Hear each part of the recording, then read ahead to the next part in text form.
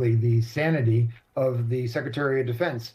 He's not a strategist, and it's evidenced by the fact that he has unrelentingly used these very, very expensive munitions.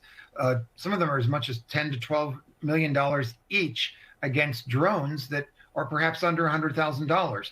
That is no way to be able to engage the enemy.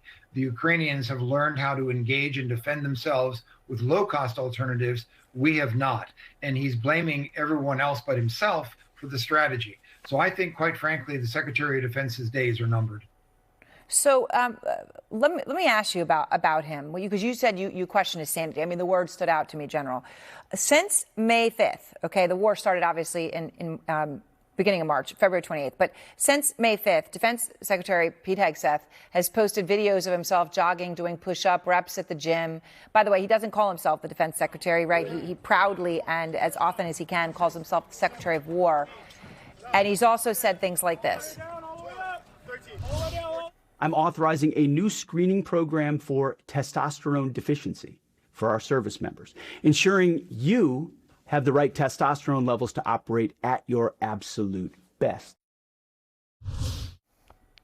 General, what are military uniform leaders, right? People with general in their name, what are they supposed to do given Pete Hegseth and his role? So active duty military have to, quite frankly, be quiet and, quite frankly, follow all lawful orders of the Secretary of Defense and the President. They are not able to speak up against this in any way. It's not illegal. This bizarreness, it sounds like he's trying to sell some kind of drugs or treatment as a used car salesman. It's extremely sad. The Secretary of Defense, who should be worried about the national security policies and defense of the United States, is talking about testosterone. That is absolutely off the charts in terms of concern.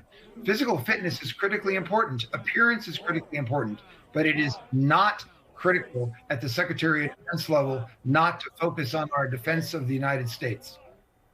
You said his days were numbered. I wanted to read you something that Republican Senator Tom Tillis said today to The Hill about Pete Hegseth. It's a significant, obviously, coming from a Republican senator, even though Mr. Tillis is, of course, not going to be in the Senate after the next election.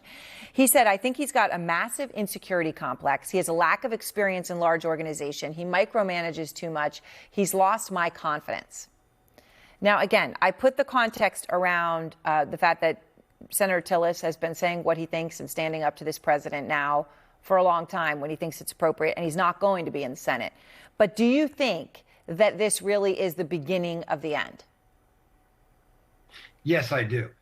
The president needs someone to blame for this catastrophe, this loss of military life, hundreds of American lives wounded and impacted, families impacted, a bottoming out of morale. The readiness of the United States military has dropped to its lowest level, because remember that these dollars that are used to fight this war, probably 80 to 120 billion, are coming out of existing accounts because Congress has not authorized a supplement.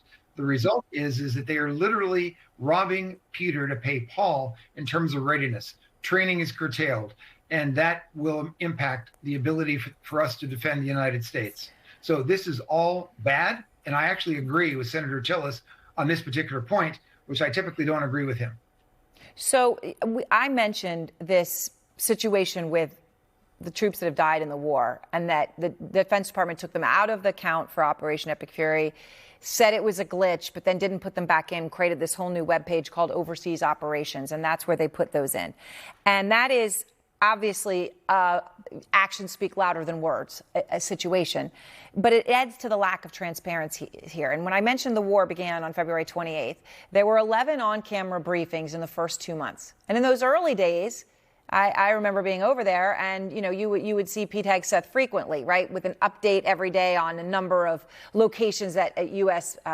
had bombed. But after May 5th, there has not been one single briefing, not one. And we're getting these numbers about munitions and stockpiles. What do you think is actually going on here, General? He actually knows that he is between a rock and a hard place. He knows that things are even worse than he is letting on, probably worse than he's actually telling the president. That's why you don't go before the press, even friendly press, let alone fake news press, in his own words. And so I think it's that he knows it's in a difficult situation. By the way, my heart goes out to those 4 soldiers and their families, because listening to that brief interview you did with that widow of the non-commissioned officer, that is so sad. And it's such an insult to his memory that literally the president and the Secretary of Defense are taking him out of someone who has died in combat operations. That is unforgivable and inappropriate.